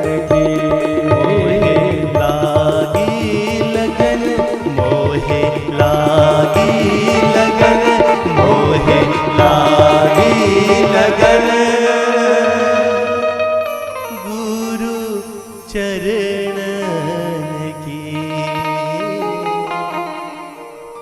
गुरु गोविंद दो खड़े, गुरु गोविंद दो खड़े, काके लागू पाओ, बलिहारी गुरु आपने, जिन गोविंद दियो मिलाए। क्या कहा? पूरी दुनिया कहती है, सब लोग कहते हैं भव सागर से पार जाना है, भव सागर से पार जाना है। किसी को यही पता नहीं चला प्यारे, जिसको किस्मत वाला है वो, जिसको सच्चा गुरु मिल जाए, सच्चा गुरु हो और सच्चा शिष्य हो। तो कहा भव सागर अब सूख गया है, फिक्र नहीं मुझे तरने की। तरने की फिक्र उसको है जिसका भव सागर सूखा नहीं है। भव सागर सूख गया है बंधुओ, अब मुझे तैरने की चिंता नहीं है। तैरने की चिंता तो उसको है जिसे भव सागर लहराता हुआ दिख रहा है। और भव सागर किसका सूख जाता है? गुरु चरण अनुराग, मोहे लागी लगन गुरु चरणन की। मोहे लागी लगन गुरु चरणन की। नैमिषारण्य तीर्थ भारतवर्ष के उत्तर प्रदेश राज्य में सीतापुर नामक जिले में एक जगह है नैमिषारण्य। प्राचीन काल में, पूर्व काल में ऋषि मुनियों ने ब्रह्मा जी से पूछा, ब्रह्मदेव बताओ भगवान की कथा सुनने के लिए, भगवान का सत्संग सुनने के लिए सबसे अच्छी जगह कहां है? ब्रह्मा जी ने एक शंक्वाकार चक्र को गति दी। अब मात्र 10-15 मिनट के लिए हम कथा का आनंद लेंगे। तो हमारा निवेदन रहेगा कि 10-15 मिनट के लिए सभी माताएं बहनें सहयोग करें और बड़े प्रेम से थोड़ी देर के लिए बैठें, क्योंकि प्रथम दिवस में भगवान के आगमन की जो बेला है, ये जो महोत्सव है, ये हर किसी को प्राप्त नहीं होता है, ये किस्मत वालों को मिलता है। अब प्रथम दिवस में इतने बड़े 7 दिन के इतने बड़े यज्ञ का आयोजन इतना आसान तो नहीं है।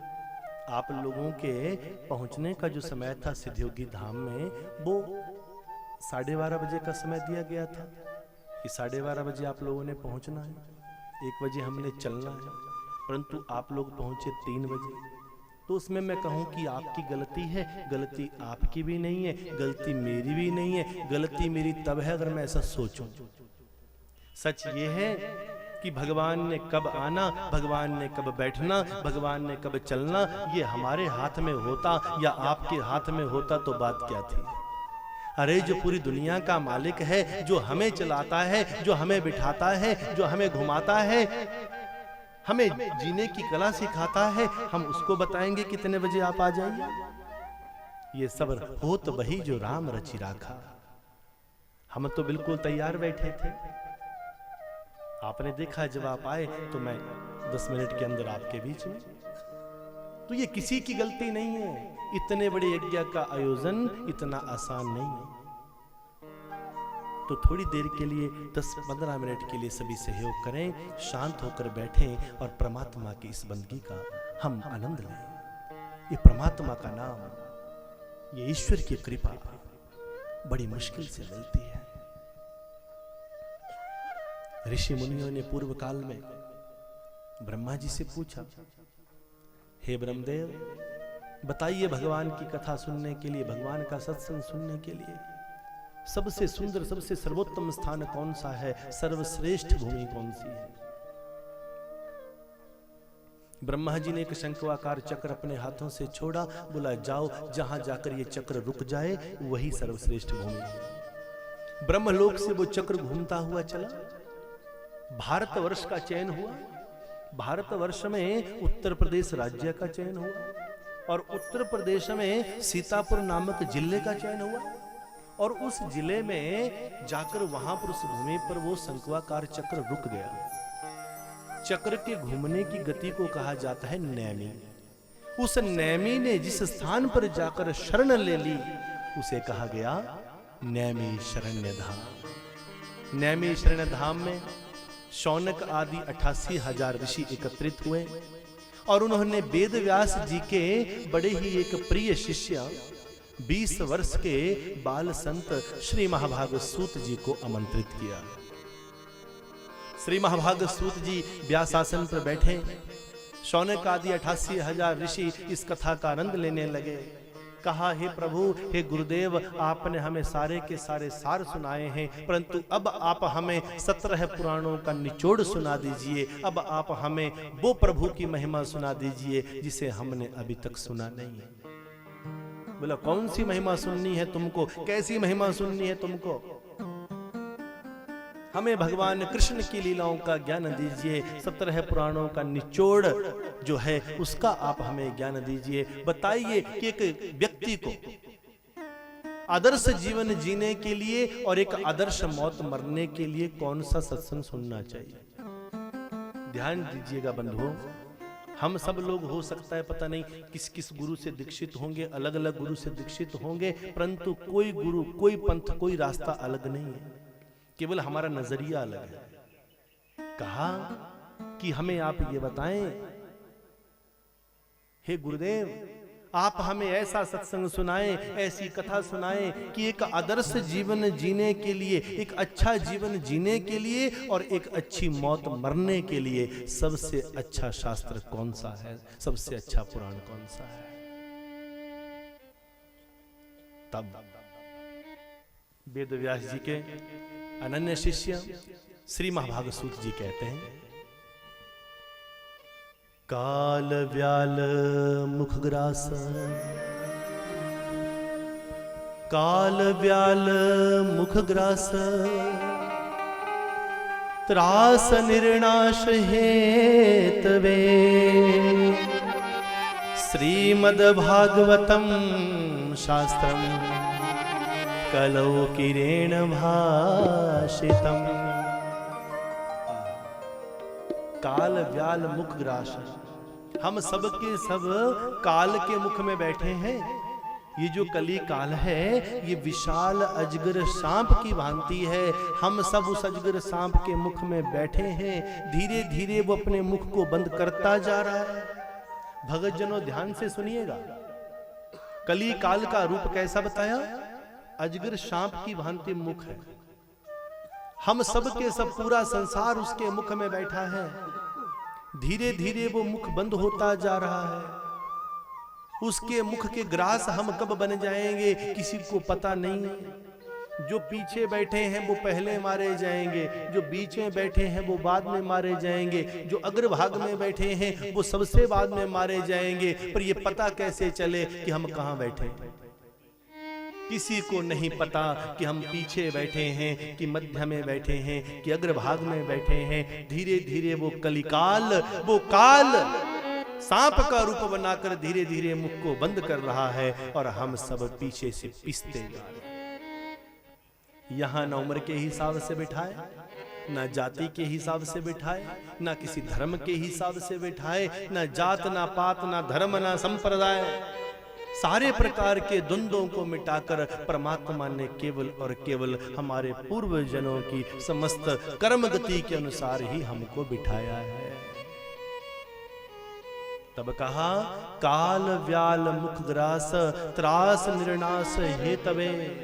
कब हम कली काल के मुख में पिस जाएंगे? अगर बचना चाहते हो तो श्रीमद् भागवतम शास्त्रम कलौ किरेण भाषितम। कलयुग के बीच में एक ही मात्र केवल एक साधन बताया है।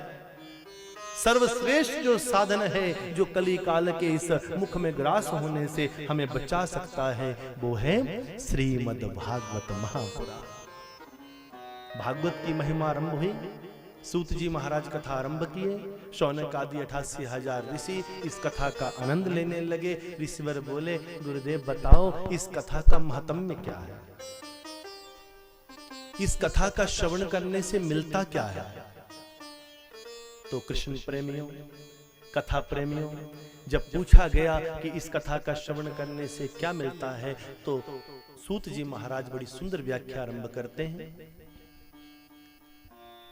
कि मूकं करोति वाचालं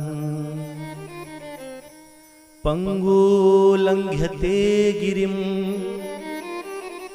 यत्कृपा तमहं वंदे परमानंद माधवम। जो इस कथा का श्रवण करता है, जो इस सत्संग का श्रवण करता है, मूकम करोति वाचालम, जो गूंगा व्यक्ति है वो भी वाचाल हो जाता है। जो इस कथा का श्रवण करता है, जो गूंगा हो वो वाचाल हो जाता है, जो लूला लंगड़ा हो वो बड़े बड़े पर्वतों को लांघ जाता है। यत कृपा तमहं वंदे, जिसके ऊपर उस माधव की कृपा होती है उसका जीवन धन्य हो जाता है। तो शौनक आदि ऋषियों ने कहा ऐसा कैसे हो सकता है? कथा का श्रवण करने से लूले लंगड़े भी चलने लगेंगे, गूंगे बोलने लगेंगे, ऐसा कैसे हो सकता है? तो सूत जी महाराज कहते हैं आओ मैं तुम्हें समझाता हूं कि आखिर ये कौन सा लंगड़ापन है, ये कौन सा गूंगापन है बंधुओं। ये गूंगापन शरीर का नहीं, ये लंगड़ापन शरीर का नहीं, ये जीवात्मा के लंगड़ेपन, जीवात्मा के गूंगेपन की बात है। जब व्यक्ति के जीवन में अज्ञानता आती है, जब व्यक्ति कहते हैं ना विनाश काले विपरीत बुद्धि, जब व्यक्ति के जीवन में बुरा समय आता है तो उसकी बुद्धि उल्टी चलने लगती है, उसे भगवान का नाम अच्छा नहीं लगता, उसे परमात्मा का नाम अच्छा नहीं लगता। आओ मैं सुनाता हूं कौन सा वो लंगड़ापन है, कौन सा वो गूंगापन है। श्री सूत जी महाराज सुना रहे हैं पावन कथा। आओ मैं तुम्हें लेकर चलता हूं वृंदावन की उस पावन भूमि में। द्वापर का विराम हुआ, कलयुग का आगमन हुआ। देवर्षि नारद ने कलयुग में विचार किया कि जहां पर मेरे भगवान इतनी सुंदर सुंदर लीलाएं करते थे, एक बार जरा जाकर देखूं तो कि आज वृंदावन में क्या हो रहा है। देवर्षि नारद भ्रमण करते हुए वृंदावन पहुंचे तो चारों तरफ श्री राधे श्री राधे श्री राधे। बड़े आनंदित हुए। चलते चलते सोचा यमुना के तट को भी देख लूं जहां मेरे भगवान गोपियों के संग रास रचाते थे। कैसा कैसा गोपिकाओं के संग रास, जहां आज भी वो गोपिकाएं मानो कृष्ण के संग नाच रही हों। नारद तो सोच रहे थे आज भी वो नाच रही होंगी। रास रचो है, रास रचो है, आज वृंदावन में रास रचो है। रास रचो है, रास रचो है, आज वृंदावन में रास रचो है। रास रचो है, रास रचो है, आज वृंदावन में रास रचो है। रास रचो है, रास रचो है, आज वृंदावन में रास रचो। रास रचो है, रास रचो है, आज वृंदावन में रास रचो है। रास रचो है, रास रचो है, आज वृंदावन में रास रचो है।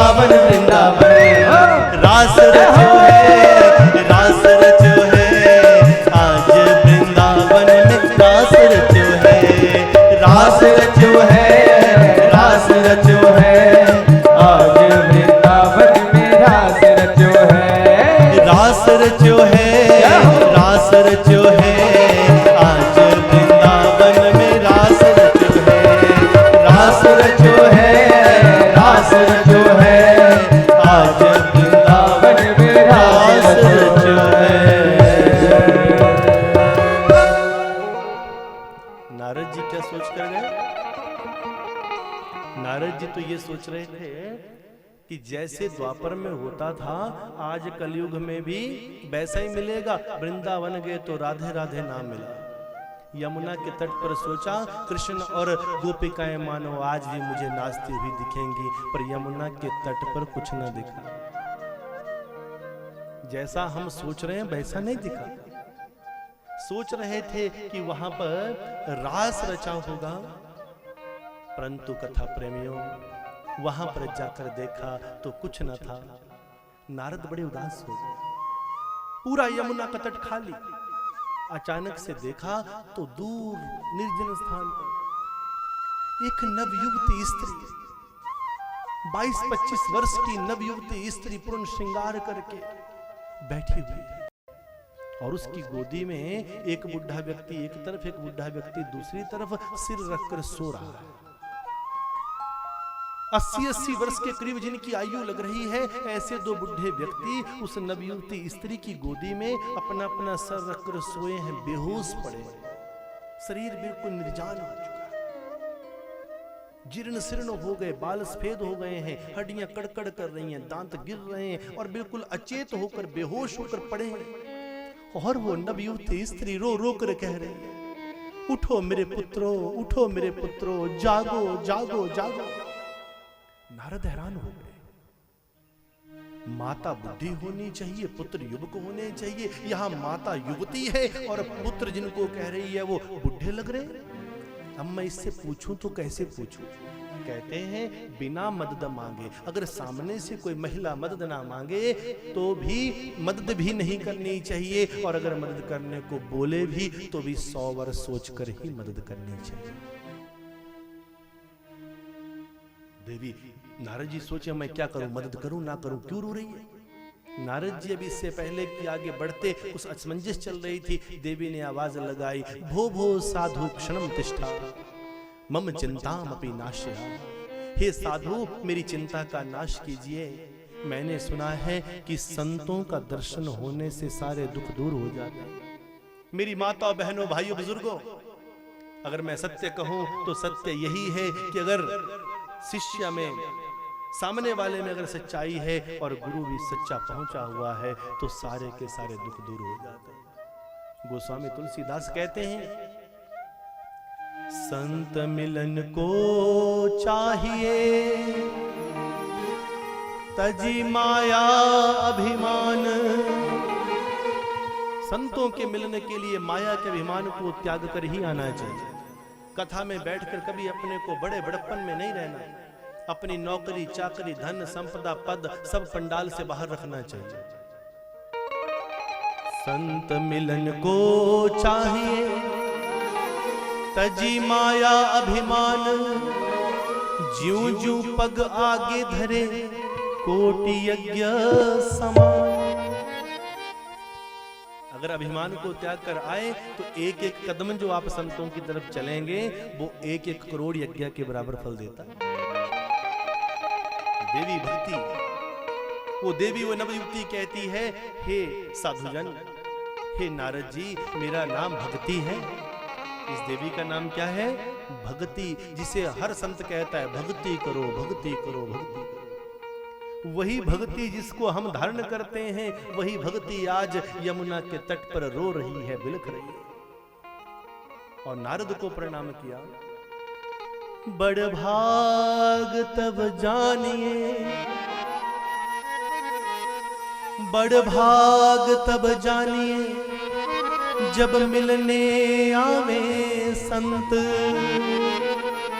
संतन को मिलिबो करे, सब कष्टन को अंत।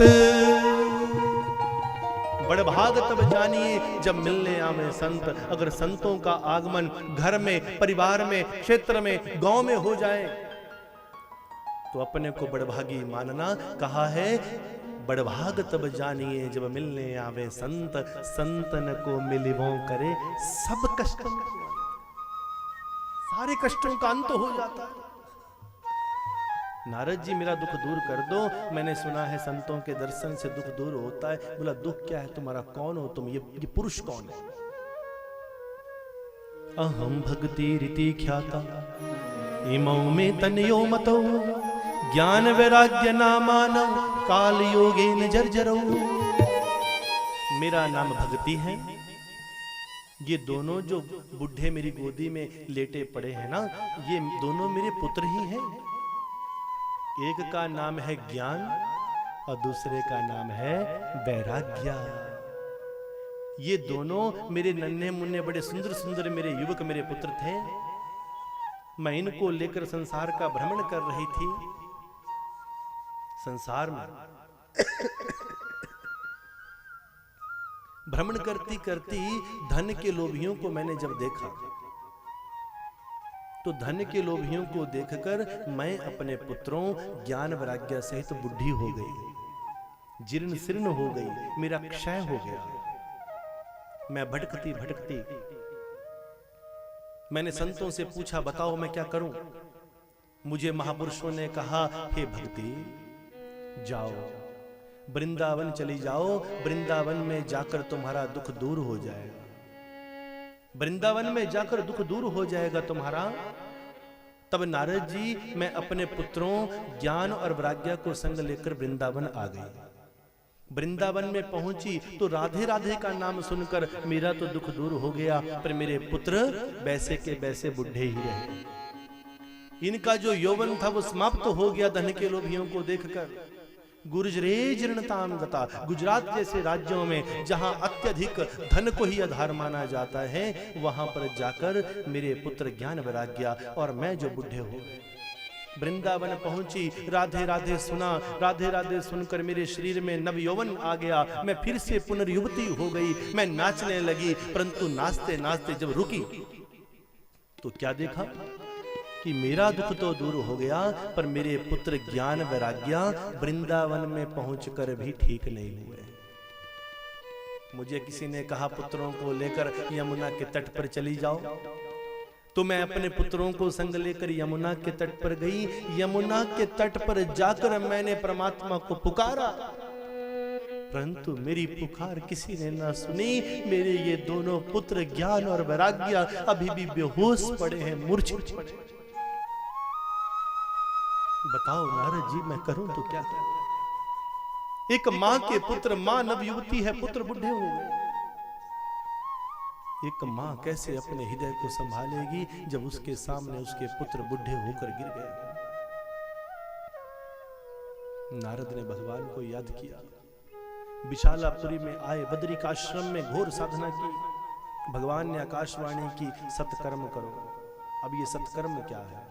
नारद जी परमात्मा को पुकारते हैं, प्रभु मुझे मार्गदर्शन करो। चार छोटे छोटे महात्मा 5-6 वर्ष जिनकी आयु दिखती है, ऐसे सनक सनंदन सनातन सनत कुमार, सनक सनंदन सनातन और सनत कुमार, चार। और उम्र कितनी लगती है इनकी माता? 5-6 वर्ष की आयु इन संतों की। वो आए और नारद ने देखा और उनके आभा मंडल से पहचान गए, यही मेरे दुख को दूर कर सकते हैं। उन 5-6 वर्ष के बालकों के पैर पकड़ लिए। और आज हम लोग तो ये देखते हैं, संतों की पहचान भी हम कई प्रकार के पैरामीटर रखते हैं। हम संतों की उसके आभा मंडल को देखते नहीं है। आभा मंडल किसे कहते हैं? लोग कहते हैं फलाने संत थे जी, बड़ा नूर था उनके चेहरे, बड़ा तेज था उनके चेहरे। दुनिया सोचती है कि खूब खा पी के अगर लाल रंग चमक रहा होगा, गोरा चिट्टा चेहरा होगा तो नूर है। याद रखना, संतों का जो नूर कहा गया वो रंग को या रूप को नहीं कहा गया। संतों का नूर क्या है? नूर किसे कहते हैं? जिसके पास जाकर तुम्हारा हृदय संतोष को प्राप्त हो जाए, जिसकी बातों को सुनकर तुम्हारा दिल बदलने लगे, जिसकी बातों को सुनकर तुम्हारे जीवन में परिवर्तन आने लगे, जिसके पास बैठकर तुम्हारे हृदय का संताप मिटने लगे, जिसके पास बैठने को तुम्हारा मन करे कि मैं कुछ और सुनूं, मैं कुछ और सुनूं, और जिसके एक एक कदम के साथ तुम्हारा कदम बढ़ने लगे और वो परमात्मा की तरफ चलने लगे, वही संतत्व है, वही संतत्व है। सनकादि महात्माओं को प्रणाम किया, चारों महात्माओं को प्रणाम किया, पूछा बताओ क्या करूं। सनकादि महात्मा बोले देवी भक्ति ज्ञान और वैराग्य के कल्याण के लिए उनको भागवत सुनाना पड़ेगा। कथा प्रेमियों, हरिद्वार के पास एक बड़ा सुंदर ग्राउंड है, नाम है आनंद घाट। आनंद घाट पर सनकादि महात्मा बोले हम कथा सुनाएंगे। देवी भक्ति ज्ञान वैराग्य कहां बैठे हैं? कहां बैठे हैं? यमुना के तट पर। और कथा कहां शुरू हुई? फिर भी आंखें नहीं खुल रही हैं। भगवान के घर वृंदावन में जाकर भी दुख दूर नहीं हुआ, यमुना के तट पर जाकर भी दुख दूर नहीं हुआ, फिर भी संतों के चरणों में आना पड़ा। अर्थ ये है कि भगवान कहते हैं अगर तू डायरेक्ट मेरे पास आना भी चाहेगा तो भी तुझे मेरे चरण मिलने वाले नहीं है। संतों की तरफ जाने का जो रास्ता है उसका द्वार अगर कहीं है वो सत्संग ही। सत्संग से ही संतों की प्राप्ति होती है, संत ही परमात्मा से मिलाते हैं। परमात्मा के द्वार के लिए कोई रास्ता है तो वो संतों के चरणों से होकर जाता है, अन्यथा परमात्मा को रास्ता नहीं। परमात्मा कहते हैं मैं उसी रास्ते से चलता हूं जिधर से संत अपने चरण रखकर चलते हैं। संत ही जिस प्रकार परमात्मा इस रचना को रचते हैं, जब कोई वीआईपी मूवमेंट होती है, कोई वीआईपी जाता है तो जिस प्रकार पुलिस वाले रास्ते को साफ करते हैं, वैसे ही वो सबसे बड़ा जो वीआईपी है, जो परमात्मा है, उसके जाने के लिए जिस रास्ते को साफ करती है वो पुलिस कौन है? संसार के वीआईपी को पार करने के लिए ट्रैफिक पुलिस कंट्रोल करती है और परमात्मा के रास्ते को साफ करने वाली जो पुलिस है उस पुलिस का नाम ही संत महात्मा है। वही सतगुरु है, वही संत है, संतत्व है। सनकादि महात्माओं ने कथा आरंभ की, वृंदावन से यमुना के तट से देवी भक्ति को ज्ञान वैराग्य को हरिद्वार में लाया गया। हरिद्वार, हरि की तरफ जो द्वार जा रहा है वो हरिद्वार। और आज वो हरिद्वार कहां है? आज वो हरिद्वार कहां खुल गया है? वो द्वार, हरि की तरफ जो द्वार जा रहा है। आज सौभाग्य की बात है कि आज वो हरिद्वार आपके इस भांबला क्षेत्र में वो द्वार खुल गया है। जिसका मन करे वो नहा सकता है, जिसका मन करे वो जा सकता है, जिसका मन करे वो पा सकता है। हरिद्वार, गंगा का घाट। सनकादि महात्माओं ने कथा सुनाई। एक एक दिन की कथा से ज्ञान वैराग्य के कानों में जब ये कथा गई तो ज्ञान वैराग्य हिलने डुलने लगे और इस कथा का सार सुनते सुनते ज्ञान वैराग्य जागृत हो गए। उनकी जागृति देखकर देवी भक्ति नाचने लगी और 7 दिन की कथा का आनंद लेने के उपरांत भगवान श्री हरि सुंदर विमान में आए। हे भक्ति, आपने अपने पुत्रों सहित मेरी कथा का श्रवण किया है, जाओ तुम मेरे भक्तों के दिल में राज करो। कहां राज करो? सब कहते हैं भक्ति करो, भक्ति करो, संत कह रहे हैं भक्ति करो, पर भक्ति ऐसे नहीं मिलेगी। परमात्मा कहते हैं उस हृदय के अंदर भक्ति प्रवेश कर जाओ जो मेरे नाम को रटता रहता है। और अगर तुम वहां जाकर प्रसन्न हो गई तो मुझे इशारा करना, मैं तुम्हारी दासी को भी भेज दूंगी। भक्ति की दासी कौन है? भक्ति की दासी का नाम है मुक्ति। जो सब सुनते हैं मुक्ति चाहिए, मोक्ष चाहिए, जन्म मरण के बंधन से बचना है, उसका नाम है मुक्ति। पर वो मुक्ति किसकी दासी है? मुक्ति की मालकिन भक्ति है। मुक्ति को पाना है तो मालकिन को प्रसन्न करना पड़ेगा, भक्ति को प्रसन्न करना पड़ेगा। भक्ति को प्रसन्न करना है तो उसके पुत्रों ज्ञान और वैराग्य को जागृत करना पड़ेगा। ज्ञान और वैराग्य को अगर जागृत करना है तो भागवत को सुनना पड़ेगा, और अगर भागवत को सुनना है तो किसी श्रेष्ठ संत महापुरुष की शरण लेनी पड़ेगी।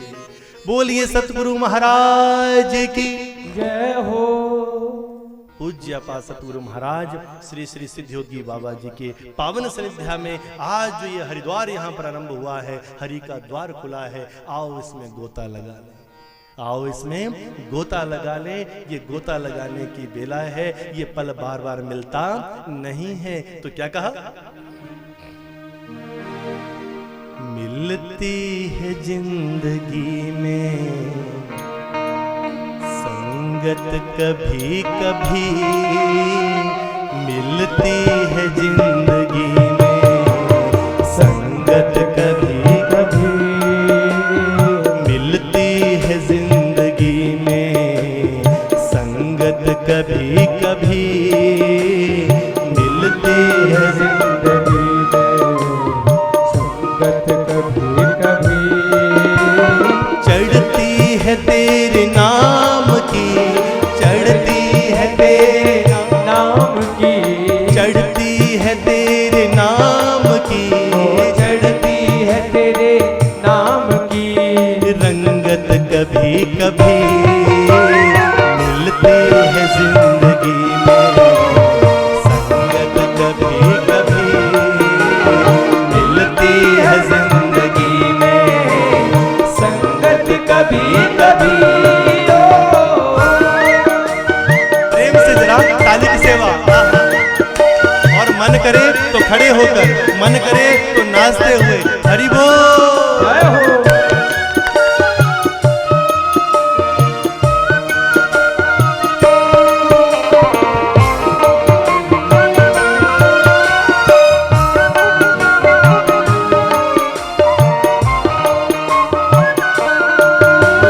बंदे को रहना चाहिए बदियों से दूर ही, बंदे को रहना चाहिए बदियों से दूर ही, बंदे को रहना चाहिए बदियों से दूर ही, बंदे को रहना चाहिए बदियों से दूर ही।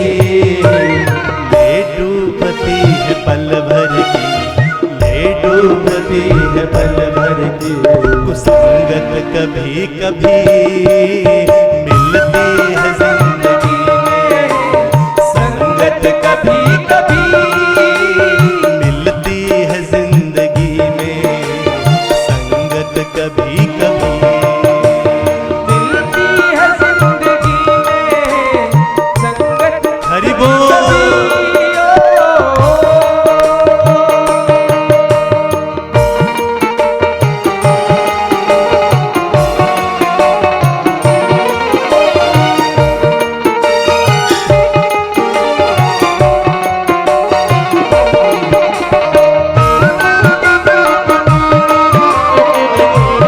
क्या हो?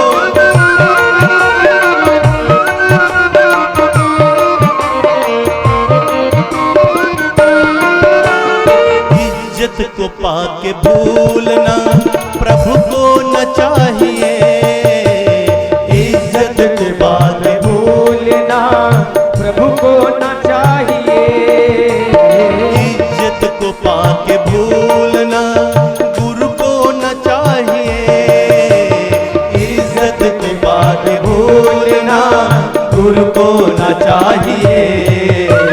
देके वो छीनता है, देके वो छीनता है, इज्जत कभी कभी, मिलती है जिंदगी में संगत कभी कभी, मिलती है जिंदगी में संगत कभी कभी, मिलती है जिंदगी में संगत कभी कभी।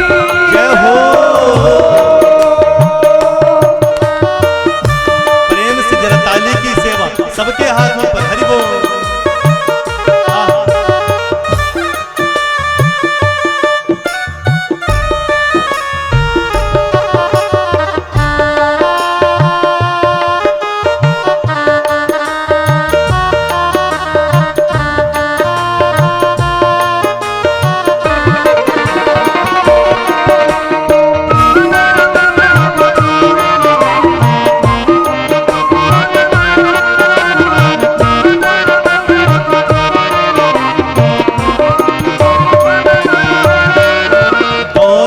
को पाके भूलना प्रभु को न चाहिए,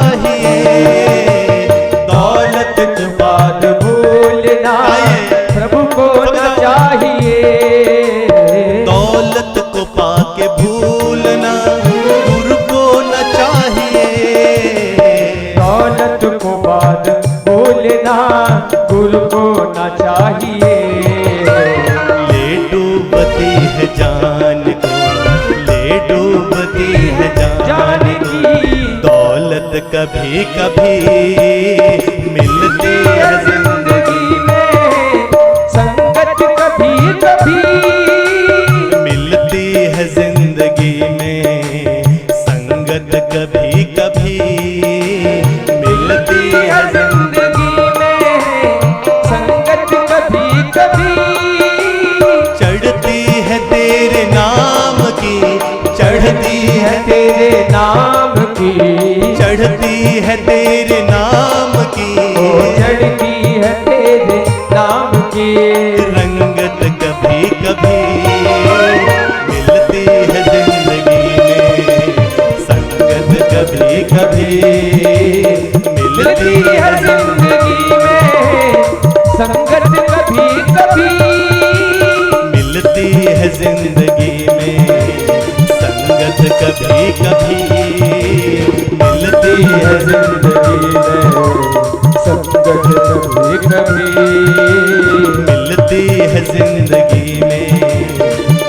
संगत कभी कभी